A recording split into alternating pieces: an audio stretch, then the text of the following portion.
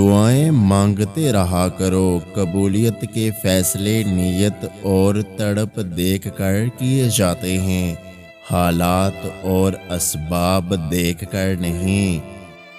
وہ اگر درد ایسا دیتا ہے کہ ساری رات آنکھ نہ لگ سکے تو وہ سویرا بھی پھر ایسا دیتا ہے جو ان آنکھوں کو ٹھنڈا کر دے۔ ابھی تو وہ وقت بھی آنا ہے جب اللہ نے تمہارے صبر کا حوصلہ تمہاری من پسند چیز کی صورت میں دینا ہے۔ بس تم اپنے پیارے اللہ پر یقین رکھو اور دعائیں مانگتے رہو، کیونکہ اسے اٹھتے ہوئے ہاتھوں کی لاج رکھنا آتا ہے۔ تو پھر یہ مایوسی کیسی؟ تم جو چاہتے ہو اسے اللہ سے مانگ کر پھر اس کا فیصلہ اسی پہ چھوڑ دو۔ تم جو سوچتے ہو اور جو مانگتے ہو تمہیں ہو بہو وہی دیا جاتا ہے، تو پھر وہ مت سوچو جو تم سے نہیں ہو سکتا، بلکہ وہ سوچو جو تمہارا رب کر سکتا ہے، اور تمہارا رب تو سب کچھ کر سکتا ہے۔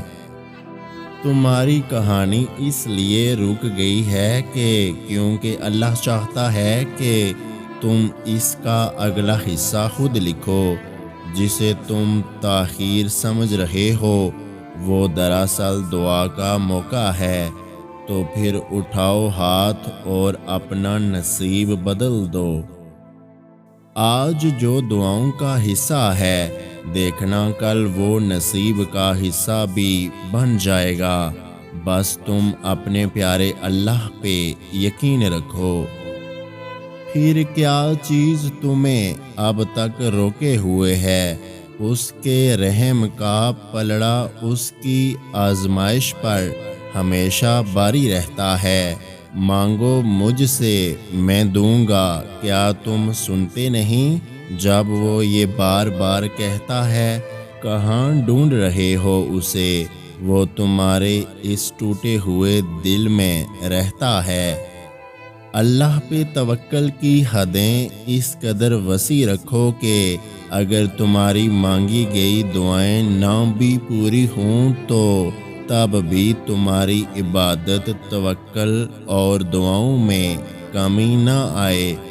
اگر آج کی ہماری یہ ویڈیو آپ کو اچھی لگی ہے تو ہمارے یوٹیوب چینل کو سبسکرائب کرنا مت بھولیے گا۔ اپنا بہت سارا خیال رکھیں، مجھے دعاؤں میں یاد رکھیں۔ اللہ حافظ۔